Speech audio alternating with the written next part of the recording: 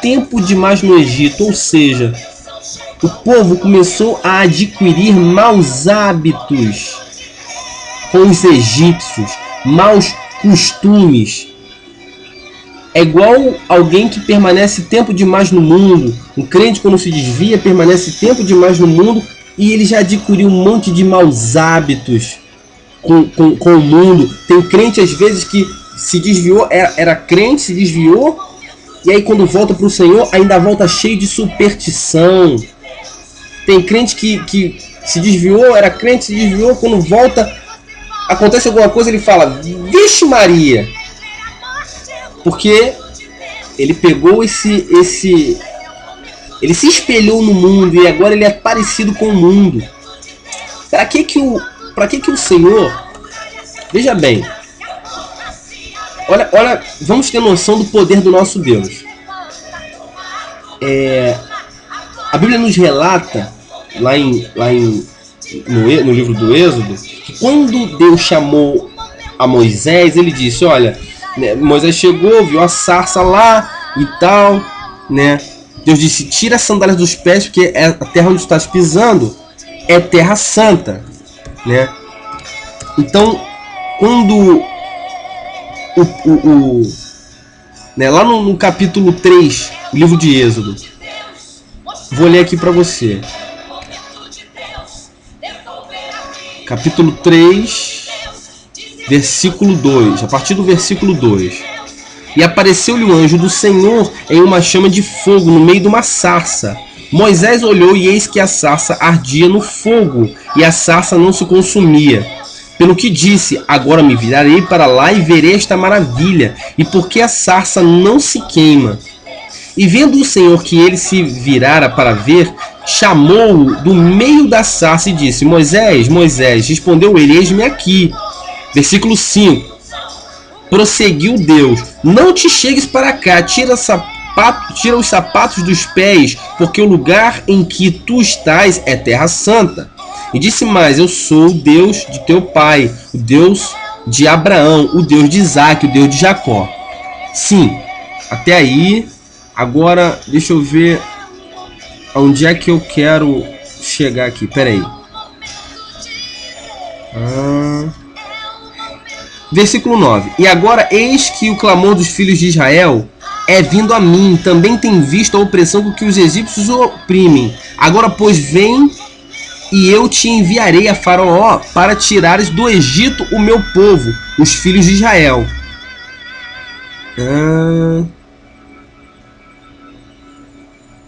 No versículo 15, e Deus disse mais a Moisés, assim dirás aos filhos de Israel, o Senhor, o Deus dos vossos pais, o Deus de Abraão, o Deus de Isaac, o Deus de Jacó, me enviou a vós, até o meu nome, até o meu nome eternamente, e este é o meu memorial de geração em geração. Vai ajuntar-te, não é isso não, eu quero chegar num texto aqui que o Senhor diz a terra que eles iriam possuir, que o povo de Israel iria possuir. Deixa eu ver. Certamente não conhece o seu Deus, não tem ideia do que esse Deus pode fazer. Só um minutinho. Pra dar vitória quem é servo seu. Deixa eu verificar aqui. Tal.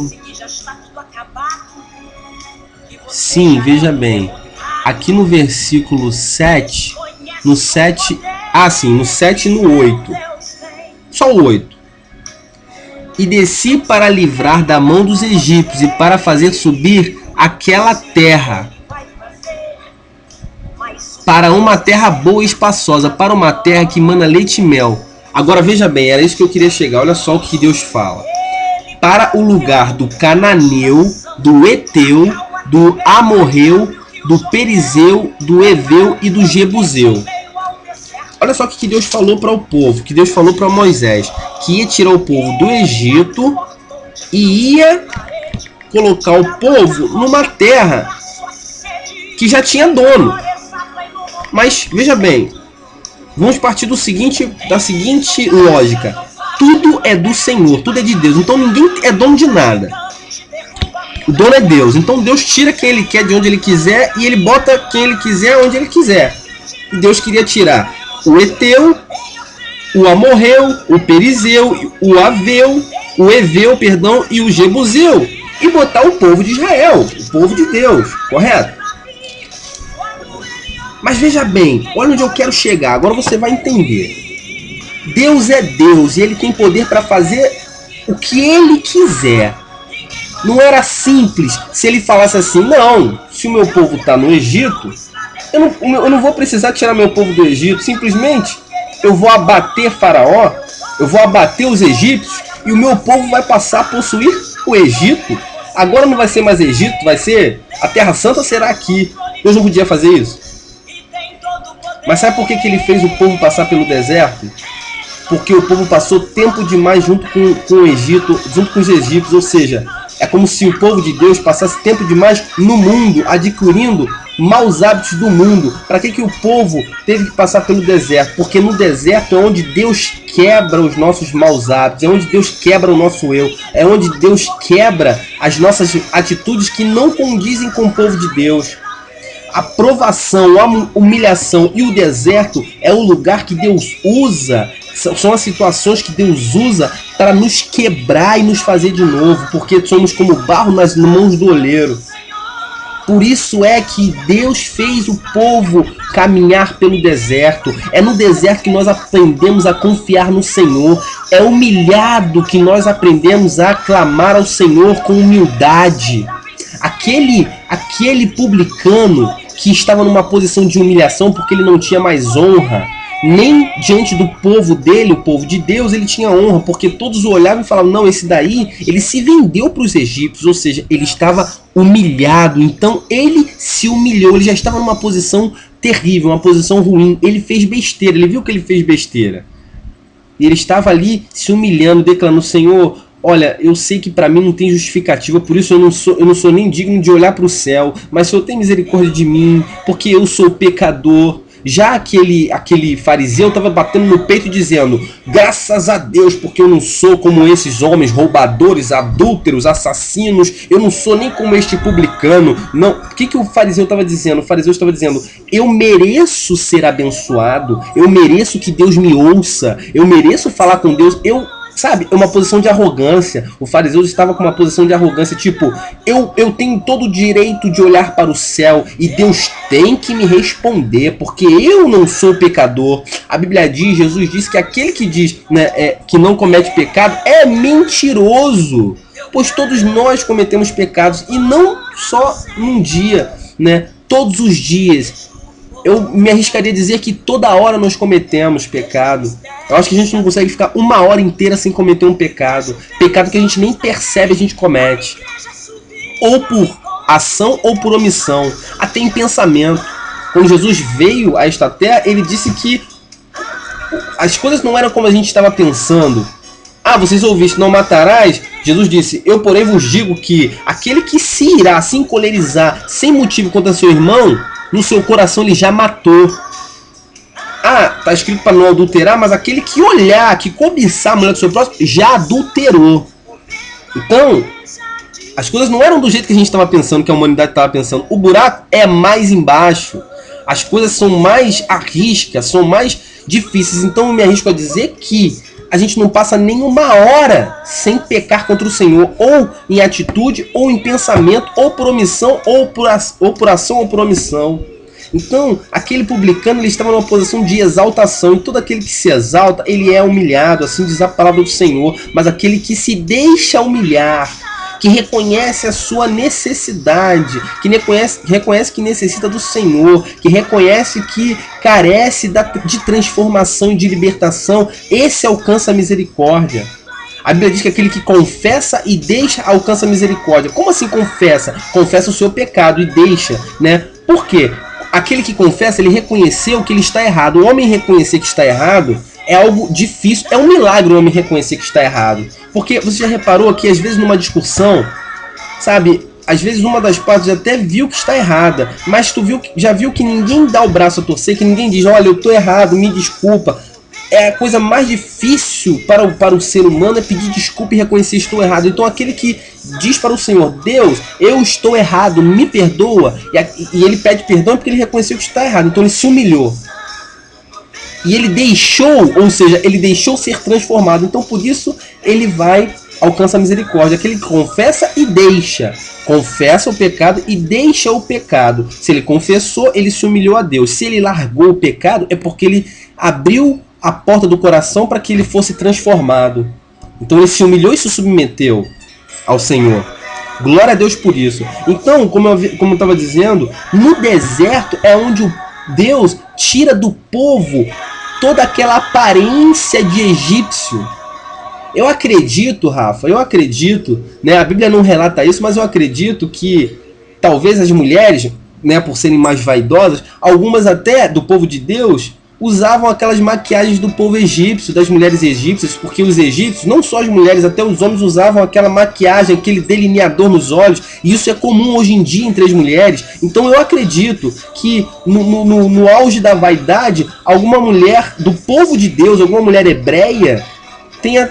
vamos ver como é que fica, vamos experimentar, e tem até usado aquela maquiagem dos egípcios, mas isso quer dizer que eles estavam se parecendo com os egípcios, eles se alimentavam da comida dos egípcios, eles estavam parecendo na sua alimentação, sabe? Eles continuavam guardando os seus cerimoniais, né? Continuavam guardando o temor do Senhor, mas já tinha entrado muito, já tinha criado raízes de muita coisa da cultura egípcia.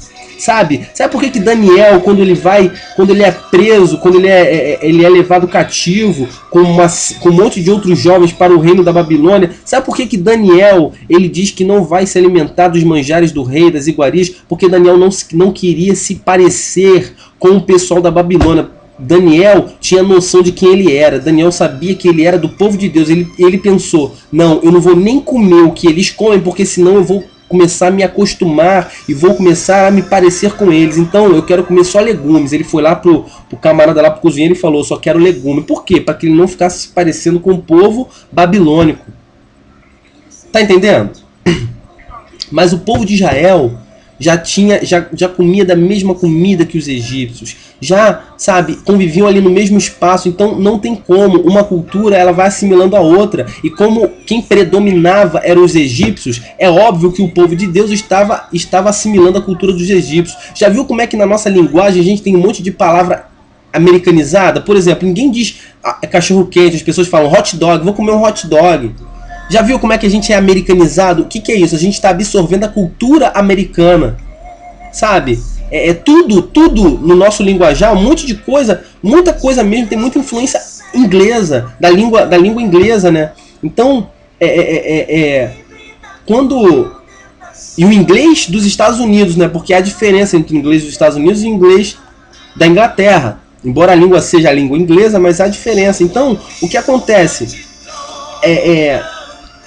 A gente já pegou muitas coisas, muito da cultura deles. Assim o povo de Israel tinha pegado muita coisa da cultura egípcia, e Deus não se agradava daquilo. Então Deus propôs no coração dele conduzir o povo à terra prometida, mas conduzir pelo deserto, para que no deserto Deus pudesse tratar o povo. Tá entendendo?